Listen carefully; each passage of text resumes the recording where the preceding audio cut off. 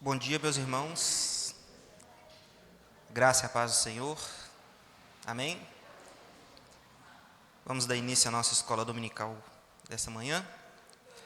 Antes de mais nada, eu gostaria de ir ao Senhor em oração para receber dele essa graça. Santo Deus e Pai, nós agradecemos ao Senhor por estarmos aqui hoje. Sabemos que é por causa da Tua graça e o Teu amor, porque se não fosse, não teríamos a mínima condição de estarmos aqui hoje. Pedimos que o Senhor nos dirija nos trabalhos dessa manhã, que o Senhor dê aos irmãos um coração e uma mente que esteja ligada ao Senhor e que receba tudo aquilo que nós vamos ministrar nesta manhã, de maneira com que eles saiam daqui mais edificados e santificados. E que tudo, Senhor Deus, seja para a Tua glória, como a Tua palavra diz, que tudo é para o louvor da glória do nosso Deus. Que o nome do Senhor Jesus Cristo seja exaltado, que o Senhor seja glorificado. Em nome de Jesus nós oramos agradecidos. Amém. Meus irmãos, podem se assentar. Nessa manhã, nós vamos falar um pouco sobre o Adventismo, ou a Igreja Adventista do Sétimo Dia. Vamos dar seguimento à série que começou semana passada com o nosso irmão Bernard, onde ele trouxe o que é o mormonismo, né? A Igreja dos Mormons, a Igreja dos Santos dos Últimos Dias. E hoje está comigo e eu vou falar sobre o Adventismo. Antes de mais nada, eu gostaria de dizer para os irmãos que o que nós fazemos aqui hoje não é colocar espada na mão dos irmãos para sair guerreando. Não é caça às bruxas. O que nós fazemos aqui é fazer com que os irmãos tenham defesa contra doutrinas que nós não acreditamos que são bíblicas. Correto? E então, os irmãos, quando forem discutir esse assunto em qualquer lugar, tenham o coração repleto de amor e de bondade e não negue de modo algum as doutrinas que nós pregamos aqui.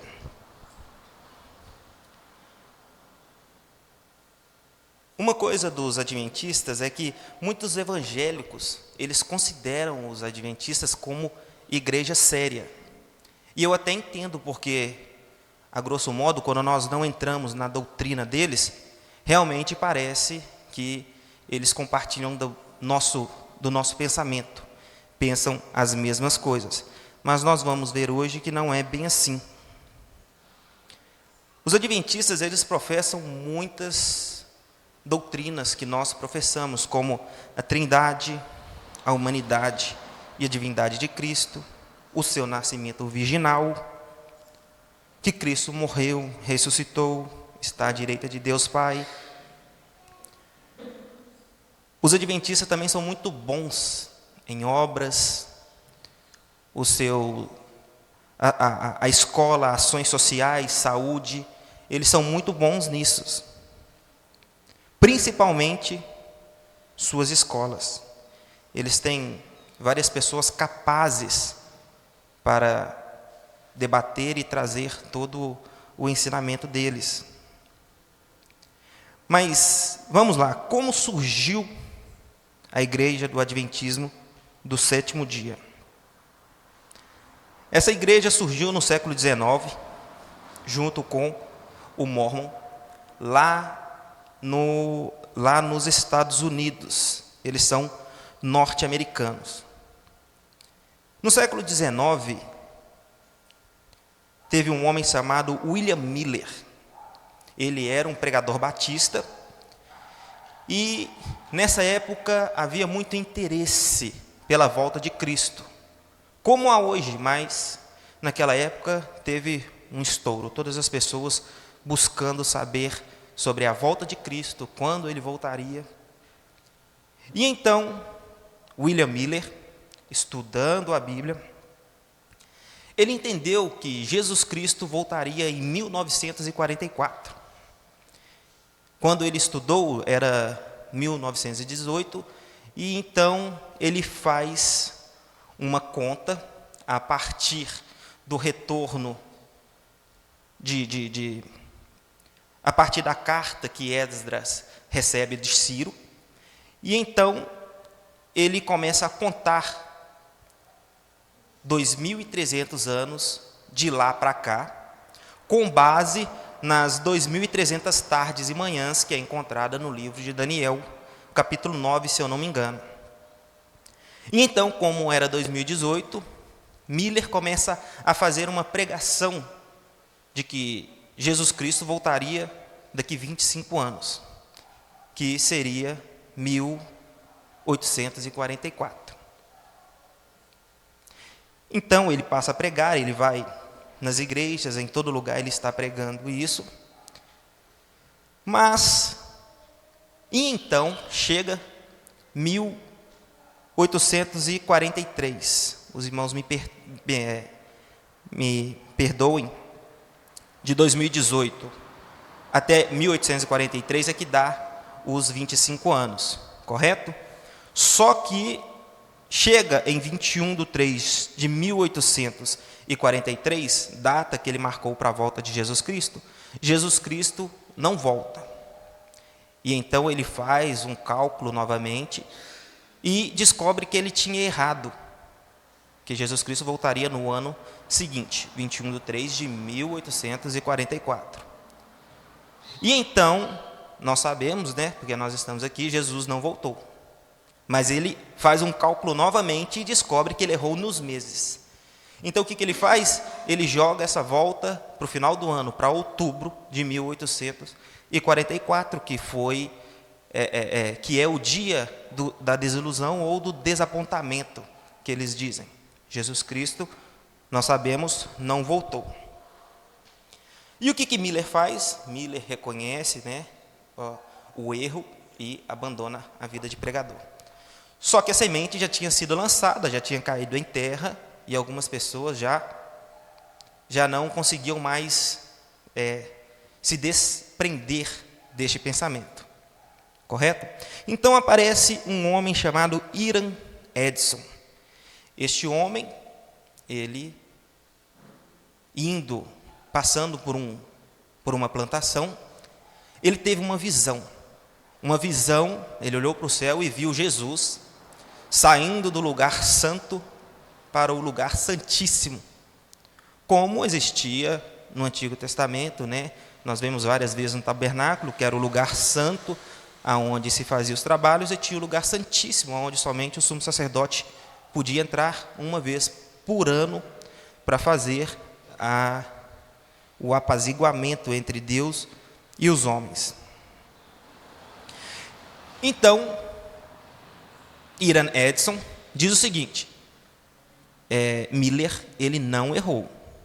O que aconteceu é que Jesus voltou sim, só que ele saiu de um lugar e foi para o outro, mas não para buscar a igreja, para este plano. E então ele começa a pregar, e deste pensamento dele, desta visão dele, aparecem mais duas pessoas, que é Joseph Bates e Ellen White. Essas duas pessoas são importantíssimas para o adventismo. Mas o adventismo, ele tem Ellen White como uma profeta, assim como os profetas do Antigo Testamento. Então nós vamos nos concentrar somente em Ellen White hoje, até porque nosso tempo não daria. Sobre Ellen White. Ellen White estudou até um certo ponto da sua vida. Ela não tem uma formação acadêmica, não teve uma formação acadêmica completa e ampla. Isso porque, certa vez, ela indo para casa, ela, sendo perseguida por uma criança mais velha que ela, tomou uma pedrada e, quando voltou para os estudos, depois de um tempo bem delimitado, ela não conseguia se concentrar mais. E, com o rosto machucado, ela sofria bullying, então ela abandonou isso. E daí, então, Ellen White, já desde novinha, ela tinha visões, ela tinha revelações. E deste começo da vida dela até o final da vida dela, Ellen White teve mais ou menos 2.000 visões. Ela tem muita literatura. Ela tem 49 livros e mais de 5.000 artigos. Ou seja, não é porque ela não teve uma formação acadêmica que ela não se empenhou em fazer obras para que as pessoas entendessem do pensamento dela. E é este um dos maiores problemas. Ela tem muito trabalho, muita coisa para se ler, e os adventistas leem os trabalhos, toda a obra dela, como sendo inspirados por Deus. É lógico que se você for conversar com o adventista, eles dizem que Ellen White não estão no pé de igualdade com a Bíblia. Só que, ao mesmo ponto, eles dizem que Ellen White não errou em nada. Se ela não errou, ela é infalível. Coisa que nós não aceitamos. Nem com Lutero, Calvino, Zwinglio e por aí vai. Então, por isso, fica complicado. Eles não admitem, mas eles têm tudo que Ellen White disse como sendo totalmente correto. Vamos lá. Ellen White, desde novinha, tem as suas visões. Isso eu já tenho como um grande problema. Por quê? Porque a Bíblia ela não dá base para pessoas assumirem toda essa liderança e essa eminência dela, sendo novas, os neófitos. E então, ela desde novinha, ela traz todo esses pensamentos e essas visões, e o adventismo tem ela como uma profetisa de estatura, né, bem elevada. Uma curiosidade sobre os adventistas é que os adventistas, as doutrinas deles, algumas delas, principalmente os escritos de Ellen White, são muito parecidas com o Mórmon. Por que eu quis trazer isso? Porque como nós estamos falando de seitas e esses dois estão muito próximos, então é bom para que os irmãos tenham essa percepção, esta visão do plano do todo, para que entendam que qualquer pessoa que queira trazer novas doutrinas é perigoso e que isso ela traz consequências enormes. Ellen White, ela era prima segunda de Joseph Smith. Joseph Smith é o fundador, é o pai do mormonismo, aquele que recebeu também todas as visões, e eles têm elas como vindas direto de Deus também. E quando eu estava fazendo a minha pesquisa, eu descobri que os adventistas eles sentem muito mal quando eles são comparados com mormons. Eu até entendo, né? Por que eles ficam assim? Porque as doutrinas dos mormons são até mais complicadas e pesadas do que as do adventismo do sétimo dia. Correto? Mas eu quis trazer para os irmãos, por quê? Para que os irmãos vejam que essas seitas, elas começaram ali muito próximas. Ellen White era prima segunda da esposa de Joseph Smith, certo? E Joseph Smith, ao morrer, que ele morre em 1844, aonde começa o adventismo, Ellen White ela começa a trazer alguns pensamentos, alguns escritos que são muito similares ao dele. Correto? E os adventistas, eles não aceitam isso, ficam muito incomodados, mas eu gostaria de trazer aqui algumas comparações entre os dois, a nível de comparação entre seitas, correto? Os dois, eles são norte-americanos. Ellen White é prima em segundo grau dele.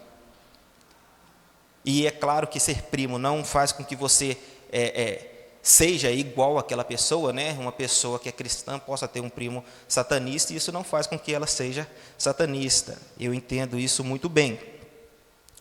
Os dois começaram seu ministério profético ainda jovens, crianças ainda. Um com 14 e a outra começou com 17, mas antes ela já tinha algumas visões. Os dois dizem serem inspirados, ou seja, receberam palavras direto do céu. Os dois criaram normas dietéticas, ou seja, quando você entra no Adventismo ou no Mormon, ali é dado para você comidas que você pode comer e outras que não.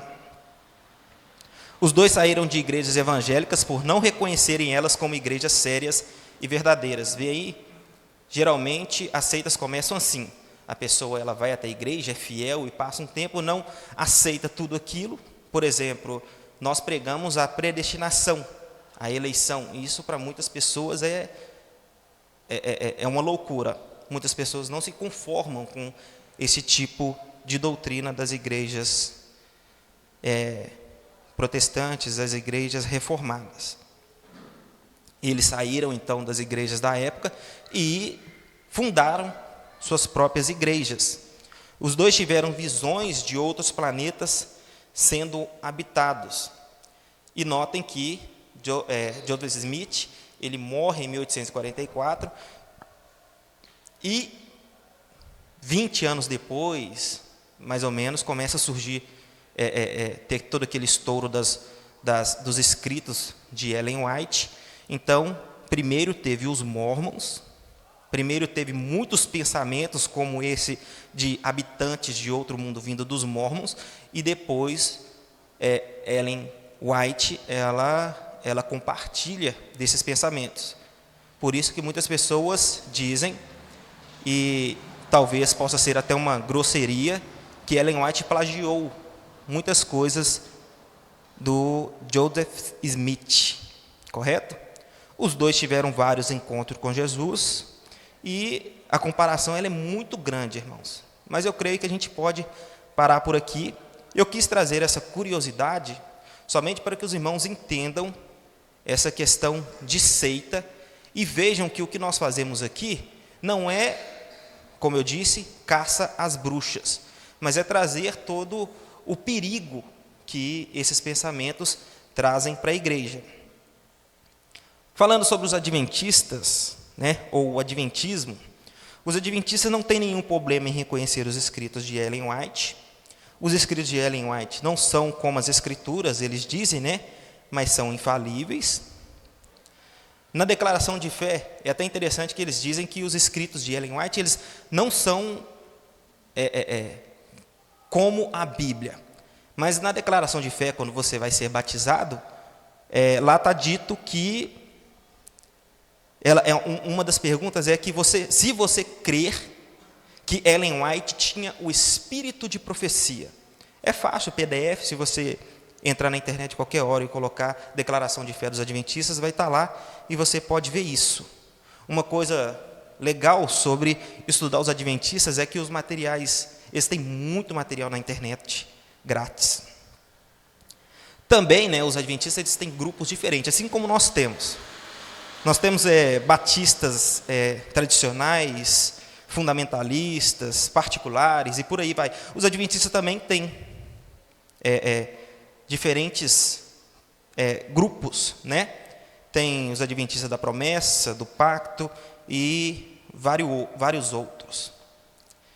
E entrando nas doutrinas dos adventistas, eu creio que quando nós falamos dessas questões, a primeira doutrina que a gente sempre pensa é no exclusivismo.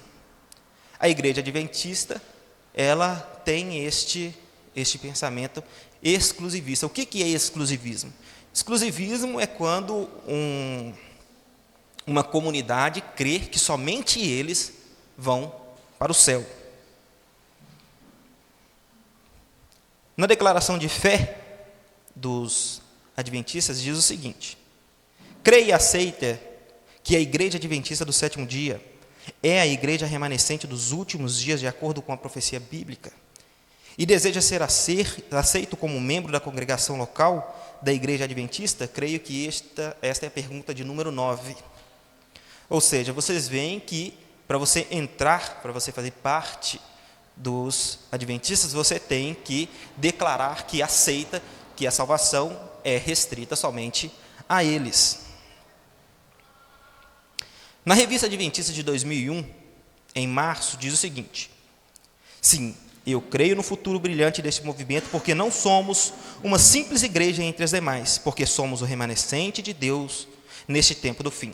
Isso eu retirei do site acervo.cpb.com.br. Eu vou trazer para vocês, talvez, o nome de alguns sites, para que vocês, se tiverem alguma curiosidade, podem anotar aí e procurar, porque tudo isso é tirado de sites oficiais deles. Ellen White diz o seguinte, em um jornal antigo: as igrejas denominacionais, ou seja, nós, são igrejas caídas. Elas são a Babilônia e promovem doutrinas venenosas, o vinho do erro. Esse vinho é composto por doutrinas falsas como imortalidade da alma, tormento eterno do ímpio, defesa e guarda do domingo acima do dia de Deus, que é o sábado. Várias igrejas apresentam ao mundo esses erros e outros semelhantes. Ou seja, eles acreditam que as nossas doutrinas são doutrinas erradas. E, com certeza, como nós pensamos isso dele e temos todo o respaldo bíblico, eles não fariam uma igreja e não teriam convicção naquilo que eles pregam. E no final diz assim, que eles veem a igreja como se tivesse recebido a condenação do Senhor. Nós bebemos o vinho da ira da prostituição de Babilônia. É assim que ela diz. Nós não achamos que somos a única igreja. Nós sabemos que existem várias igrejas que, por mais que não professam tudo aquilo que nós professamos, são igrejas verdadeiras e aguardam a volta de Jesus Cristo, nosso Senhor. O maior problema com a igreja adventista, em a igreja adventista ser igreja remanescente, é que ela ainda não tem 200 anos, correto? Agora imagina só, uma igreja que não tem 200 anos, é a igreja remanescente, a única igreja. Imagina só, toda a história do cristianismo que nós temos para trás. E eu vi um vídeo do Arilton Oliveira, que ele explica, ele sendo a igreja remanescente, da seguinte maneira: Deus, ele deixou oculto toda esta doutrina que eles professam até os dias de hoje. Ou seja, Deus quis que tivesse um apagão religioso, um apagão do cristianismo, desde a época de Cristo até os dias de 1800, onde eles surgiram. É uma grande dificuldade isso. Até para eles existirem, teve que ter toda uma história, e uma história linda, de muita dor e sofrimento, mas de muita glória. Eles têm, na doutrina sobre Cristo deles, é um pouco difícil também como eles veem Cristo, apesar que eles veem Cristo como nascidos da Virgem Maria, sendo divino e sendo homem, mas eles têm algumas complicações. Eu acho que a primeira complicação é o fato deles acharem ou eles professarem que Jesus era o arcanjo Miguel.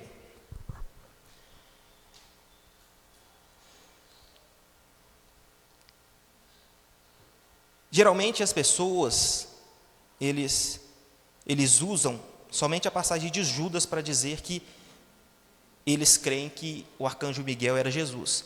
Mas é muito complexo, tem todo um estudo, eles são bem detalhados nessa questão, correto?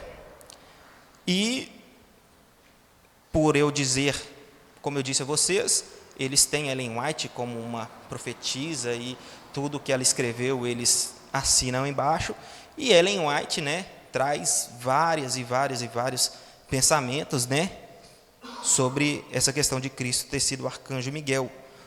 Não só pensamentos, mas revelações, né? No livro Os Patriarcas, de Ellen White, ela escreve: ainda mais, Cristo é chamado Verbo de Deus. Ou seja, ela está querendo aqui, talvez ela está querendo fundamentar por que ela diz que Jesus era arcanjo Miguel e traz outros nomes, ou outras se eu não me engano, é teofania, né, de Cristo no Antigo Testamento. Aí ela diz assim, que Jesus Cristo é assim chamado porque Deus deu sua revelação ao homem em todos os tempos por meio de Cristo. Foi o Espírito que inspirou os profetas. Ele lhes foi revelado como o anjo de Jeová, e nós vemos isso várias vezes no Antigo Testamento, né? Algumas traduções até colocam ali anjo de Jeová com A maiúsculo, né? Referindo-se a Jesus. O capitão do exército do Senhor e o arcanjo Miguel. Isso é um escrito dela, onde ela traz como Jesus apareceu no Antigo Testamento, e uma deles foram que ele apareceu como o arcanjo Miguel. Em outro escrito, ela diz que, na passagem de Daniel, capítulo 10, né, versículo 3, na passagem de Daniel, capítulo 10, diz ela que Jesus tinha ido ajudar Gabriel. Está lá no versículo 13. Daniel, versículo 13.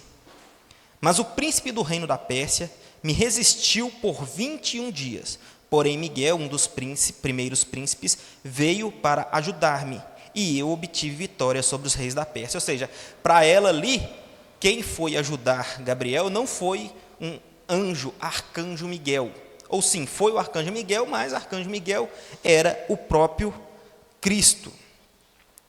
Um grande problema em O Desejo de Todas as Nações, diz ela, Moisés passou sob o domínio da morte, mas não devia permanecer na sepultura.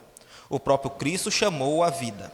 Satanás, o tentador, reclamando o corpo de Moisés por causa de seu pecado, mas Cristo, o Salvador, o tirara da tumba. Judas 9. Então aí tem dois problemas. Primeiro, ela diz que Jesus é o arcanjo Miguel, e outro, ela diz que Moisés foi ressuscitado.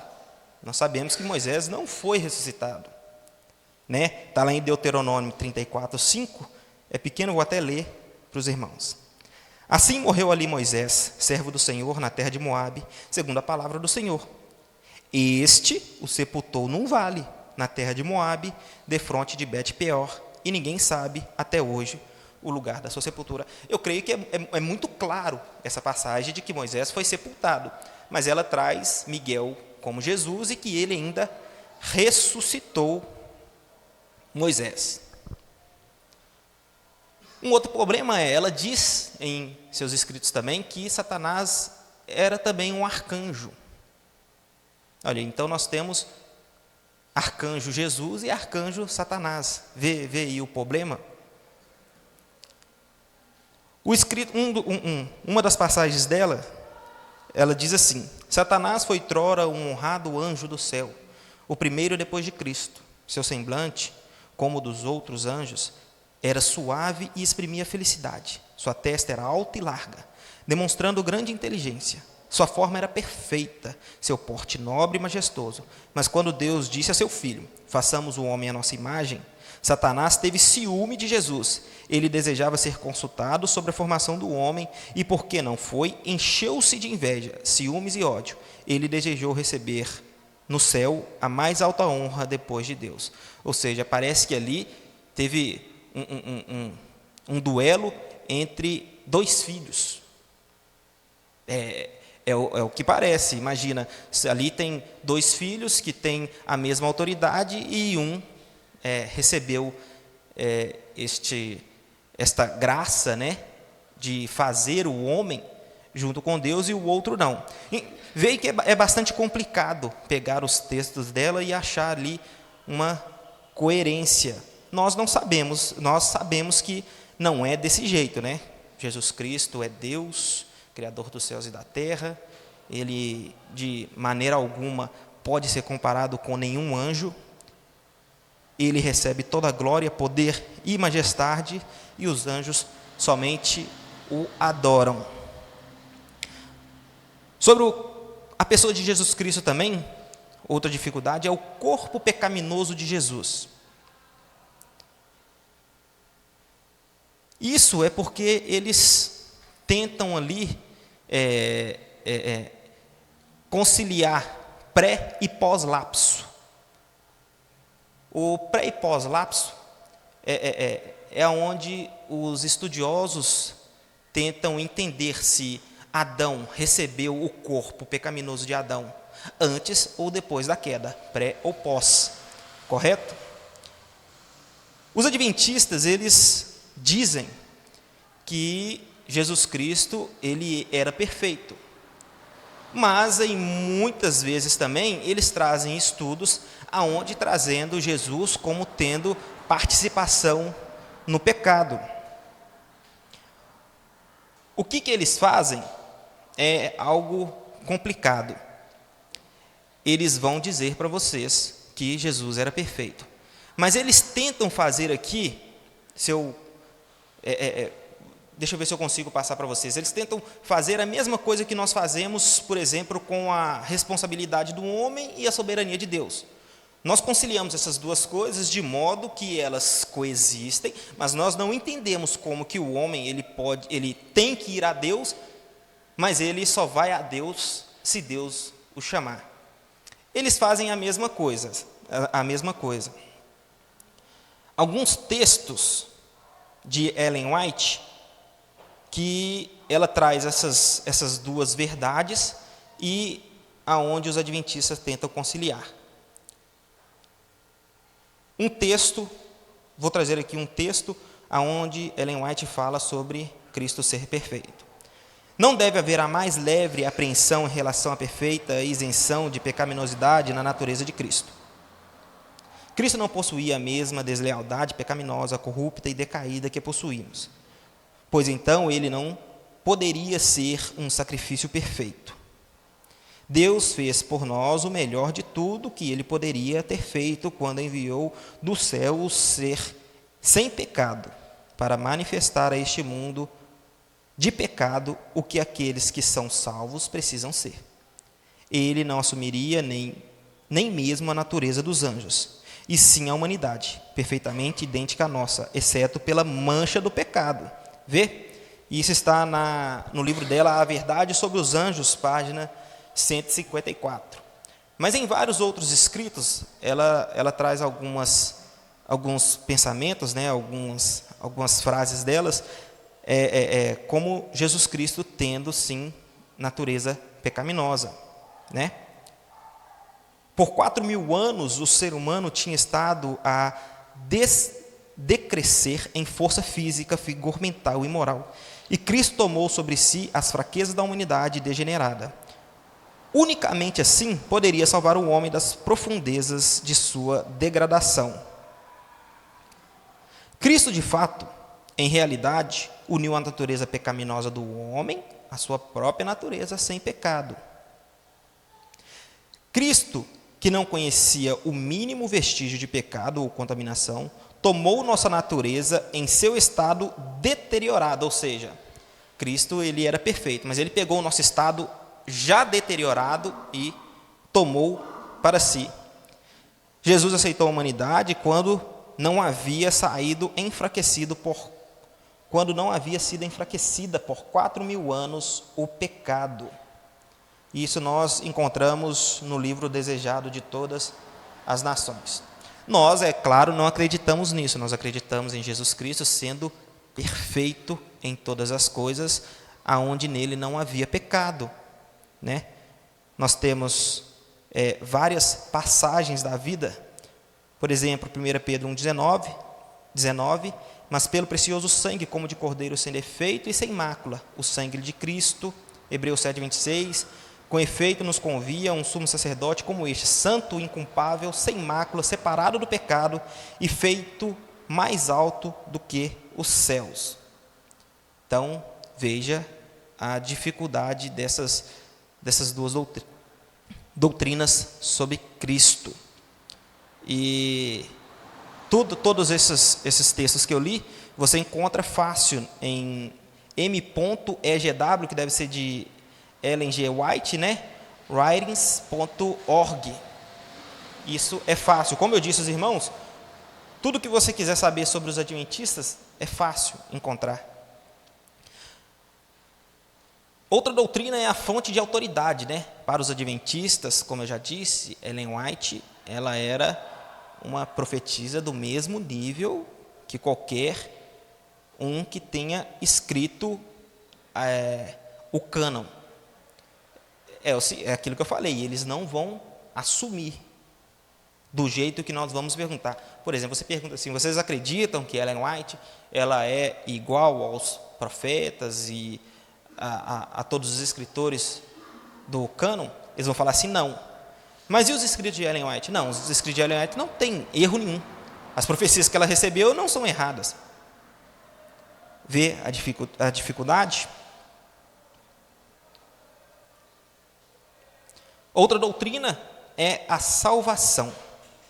Sobre a salvação, eles vão discordar de nós, mas várias igrejas abraçam o pensamento que eles têm, que é o homem deve contribuir para a salvação.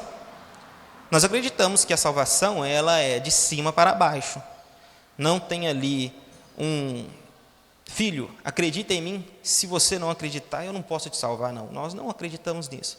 Nós acreditamos que, pela graça que somos salvos, mediante a fé, e isso não vem de homem algum, é um dom de Deus. Ellen fala muito sobre isso.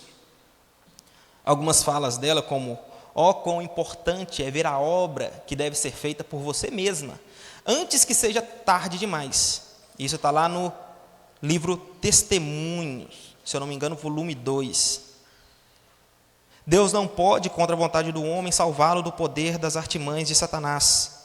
O homem deve agir com sua força, ajudado pelo poder de Cristo, de modo a resistir e vencer, seja qual for o custo para si mesmo. Em suma, o homem deve vencer como Cristo venceu. Veja, o homem tem poder de vencer o pecado e a morte da mesma forma que Cristo. Este é um problema, mas, como eu disse, várias igrejas, até reformadas, acreditam que o homem deve fazer algo para contribuir para a salvação. Eles dizem que a salvação é pela graça mediante a fé, sim. Já vi vários e vários vídeos deles, principalmente do arqueólogo Rodrigo Silva, onde ele sempre diz isso. A salvação é pela graça mediante a fé. Mas eles tentam conciliar isso. Mas nós não negamos de maneira nenhuma que devemos fazer boas obras, né? Mas nós continuamos o texto de Efésios, criados em Cristo Jesus para boas obras, né? Porque talvez eles possam refutar. Então você pode viver de qualquer maneira que você será salvo. Não. Nós não fazemos nada para ser salvo, mas uma vez salvos, nós fazemos coisas que glorifiquem a Deus. Uma grande dificuldade para nós é que no livro Testemunhos Seletos, volume 3, capítulo 2, diz assim: devemos cada sábado fazer um balanço para verificar se a semana finda nos trouxe lucro ou prejuízo. Santificar o sábado ao Senhor importa em salvação eterna, diz Deus, aos que me honrarei. 1 Samuel 2:30. Vê que dificuldade? Se você não guardar o sábado, você não tem condição de ir, de ser salvos.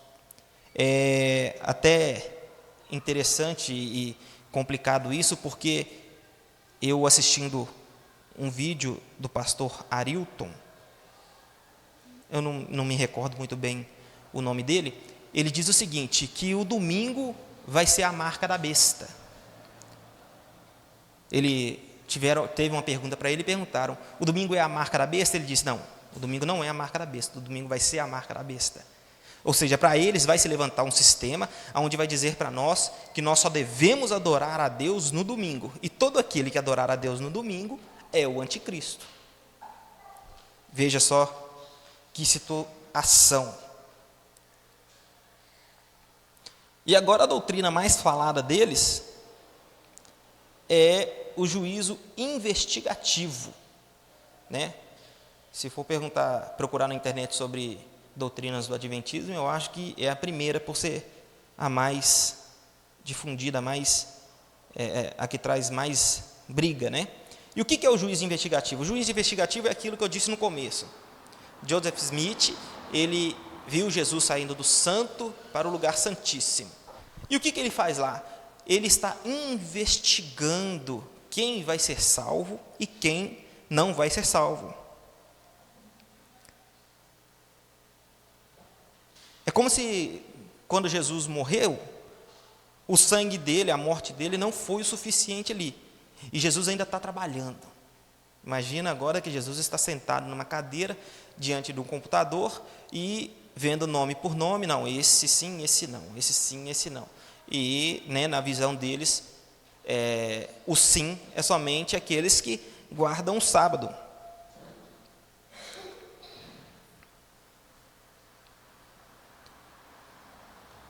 Outra doutrina é a mortalidade da alma.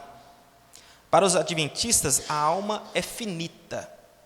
E aqui, muitas pessoas, e eu também já pensei assim antigamente. Para os adventistas, quando você morre, você entra em um estado profundo de sono, onde você vai ser acordado somente no final de tudo, ou para a salvação, ou para a vida eterna. Nós não entendemos dessa maneira, nós entendemos que você, assim que morre, você passa ou para o estado de salvação eterna, ou para condenação eterna, né? Como Eclesiastes diz, e o pó volte à terra como era, e o espírito volte a Deus que o deu. E em Filipenses 1, do 21 ao 23, diz: porquanto para mim o viver é Cristo e o morrer é lucro. Entretanto, se o viver na carne traz fruto para o meu trabalho, já não sei o que hei de escolher. Ora, de um e outro lado estou constrangido, tendo desejo de partir e estar com Cristo, o que é incomparavelmente melhor. Ou seja, se Paulo pensasse que quando ele morresse ele ia dormir, ele não ia ter todo esse desejo no coração dele. Nossa, que vontade de estar com Cristo. E talvez a maior força, né, para nós está na questão de que nos céus, deixa eu ir no texto melhor.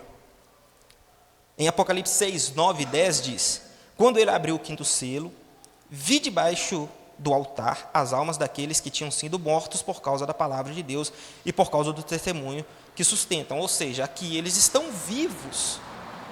Não tem ninguém, eles estão acordados, não tem ninguém dormindo. No verso 10 diz: clamaram em grande voz, dizendo: até quando, ó soberano Senhor, Senhor santo e verdadeiro, não julgas nem vingas o nosso sangue dos que habitam sobre a terra? Vejam, nós entendemos sim que o homem, todo aquele que morreu, uma hora dessa, ou está em condenação, ou está ao lado de Deus. Temos a parábola, né, do rico e Lázaro, aonde o rico até pede para Abraão falar para Lázaro ir lá e avisar os irmãos, ou seja, em total consciência, correto? E então, ele é arisco, hein? E então, nós vemos que o homem, quando passa desta vida para a próxima, ele já vai consciente, acordado e recebendo aquilo conforme aquilo que é para ele.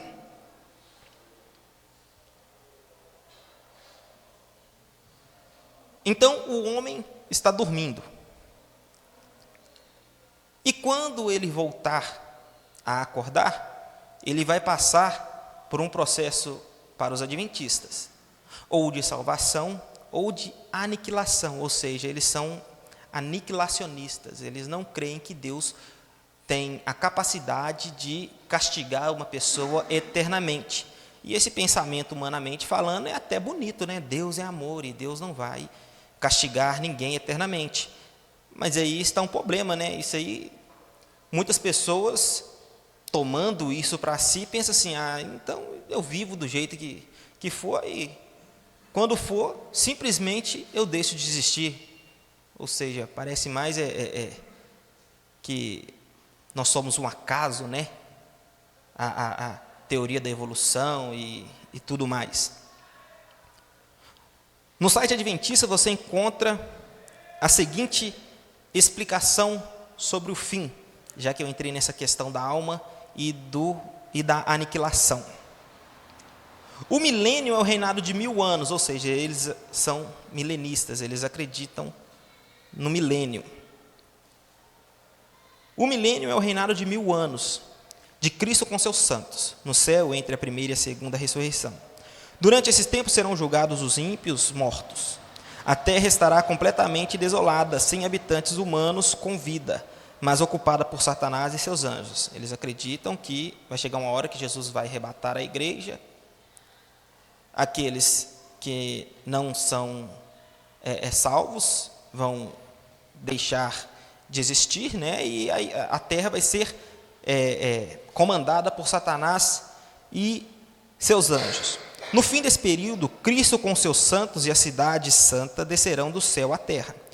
Os ímpios mortos serão então ressuscitados e com Satanás e seus anjos cercarão a cidade, mas fogo de Deus os consumirá e purificará a terra. O universo ficará assim eternamente livre do pecado e dos pecadores. Ou seja, quando Deus de fato iniciar o seu reinado eterno, então o que é mal, o pecado e todos os pecadores deixarão de existir. Uma terrível doutrina é a doutrina que Satanás leva sobre si os nossos pecados. Ou seja, quem leva sobre si os nossos pecados é Jesus Cristo, correto? Mas para eles, Cristo pagou os nossos pecados, mas os nossos pecados são levados por Satanás e eles tomam como base, né, a Levíticos 16, aonde tem o bode emissário, né, e o bode da expiação. Vou ler rapidamente Levítico 16, 9 e 10, para os irmãos se situarem.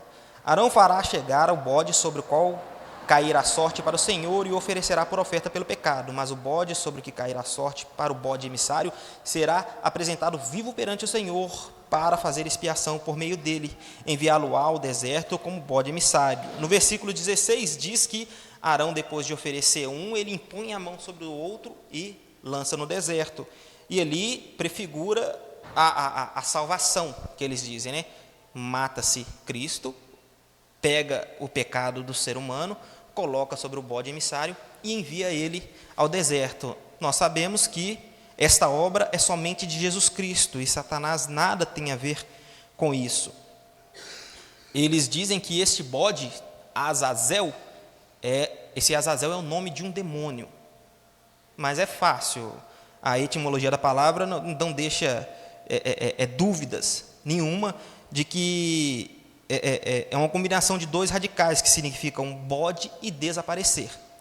Mas eles pegam, né, um livro apócrifo de Enoque e diz que, como Enoque diz que tinha um demônio chamado Azael, eles dizem que esse Azazel daqui é um demônio, ou seja, é uma grande dificuldade, mas nós sabemos que essa obra da redenção é exclusiva de Cristo. Amém? E a doutrina que deu origem ao seu nome, né? A guarda do domingo para os adventistas é a marca da besta, como eu disse, né? Ou melhor dizendo, para os adventistas, a marca da besta, o domingo será a marca da besta. Sobre o domingo, Ellen White diz: a lei da observância do primeiro dia da semana é produto de uma cristandade apóstata, ou seja, todos nós somos apóstatas. O domingo é filho do papado, exaltado pelo mundo cristão acima do sagrado dia de repouso de Deus repouso de Deus. Em caso algum lhe deve o povo de Deus prestar homenagem. A observância do domingo deve sua existência como assim chamada instituição cristã ao ministério da iniquidade.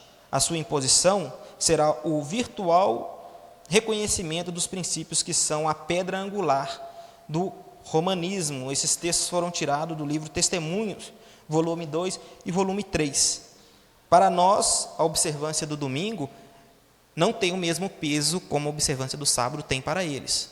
Nós cultuamos a Deus no domingo porque a história do cristianismo, por exemplo, eles dizem que é uma criação do papado, mas desde dos primórdios, você vê que os pais da igreja, eles sempre cultuaram, né, no domingo. E eu vou ser bem sincero, uma pequena pesquisa sobre isso, vocês vão encontrar centenas de escritos de pessoas do primeiro século falando, por exemplo, no domingo nós cultuamos ao Senhor, no dia do sol, porque era chamado assim, né, o domingo. Você vê os pais da igreja, né, como Barnabé, Inácio de Antioquia, Justino Marte, e a lista é enorme. Se for pegar para ler todos os escritos que aparecem o povo de Deus cultuando no domingo, dá um livro.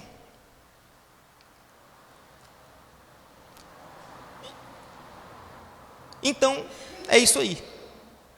Eu não quero ser longo demais, eu até trouxe muito mais coisa do que o nosso tempo dava, mas o que nós fazemos aqui é simplesmente trazer princípios e as doutrinas fundamentais deles para vocês, para que vocês possam ter, não uma espada, né, como eu disse, mas um escudo, para poder se proteger.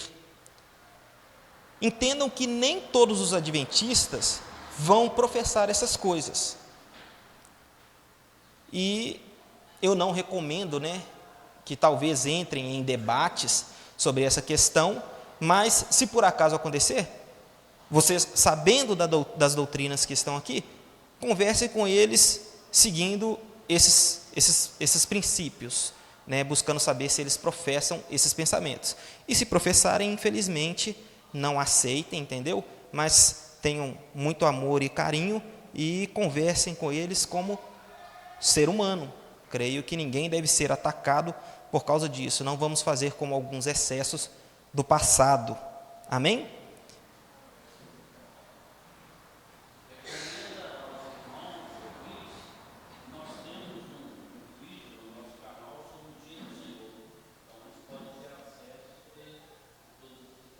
Sim, como o pastor disse, né? Tem o Dia do Senhor, tem um vídeo no nosso canal e os irmãos podem estar lá buscando aprender sobre o Dia do Senhor e fazer as suas comparações.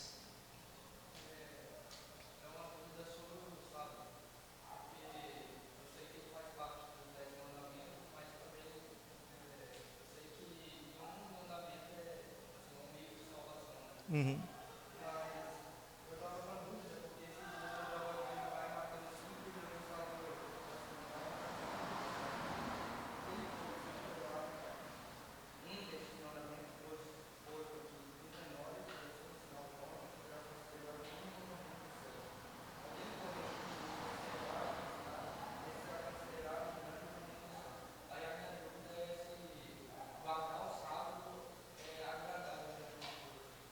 Vamos lá. Eu acho que o que deve ficar na nossa mente e no nosso coração é que você deve guardar um dia ao Senhor. Isso é inegável, né? Por mais que a sua vida deve ser uma vida de extrema devoção, né? Que todos os aspectos da sua vida devem ser culto a Deus, você deve tirar um dia, e nós fazemos isso no domingo, para cultuar ao Senhor. O próprio Jesus Cristo disse que o dia não foi feito, o homem não foi feito para o dia, e o dia sim foi feito para o homem. Ou seja, isso era uma tradição, né, judaica muito restrita, onde eles nem sequer ajudavam a pessoa que caiu na rua se levantar, entendeu? E, como eu disse, em nenhuma época da cristandade, né, do cristianismo, nós vemos as pessoas tendo este problema em receber em cultuar a Deus no domingo, ao invés do sábado. E Jesus Cristo ali, ele traz ensinamentos que, quando ele fala assim, nenhum desses mandamentos, quais seriam os mandamentos no texto? Aí eu tenho que voltar lá no texto e ver, né, quais são os mandamentos. Se ele está falando ali, está vendo esses 10 mandamentos? Se você violar o sábado, você não vai para o céu. Mas uma breve leitura, uma breve pesquisa, mostra que não tem nenhum problema em se cultuar a Deus no domingo. O problema é não cultuar a Deus em dia nenhum. Correto? Mais alguma coisa, irmãos? Sério mesmo? Eu achei que o Rony ia falar alguma coisa. Então, beleza. Então,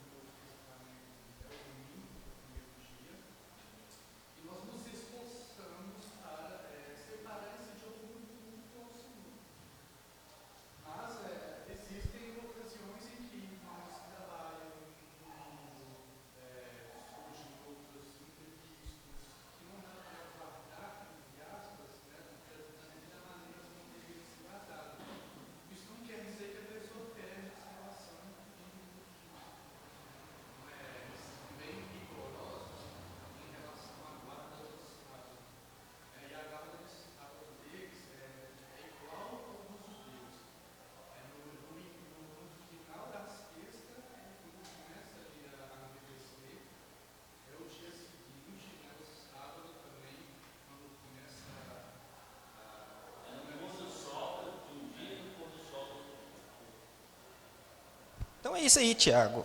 Fica tranquilo se você não conseguir vir no domingo, mas tire um dia, entendeu? Para se aplicar à leitura, à oração, à comunhão, e Deus, ele não vai cobrar isso de você na sua salvação. De outro modo, eu acho que ninguém aqui se salvaria. Correto?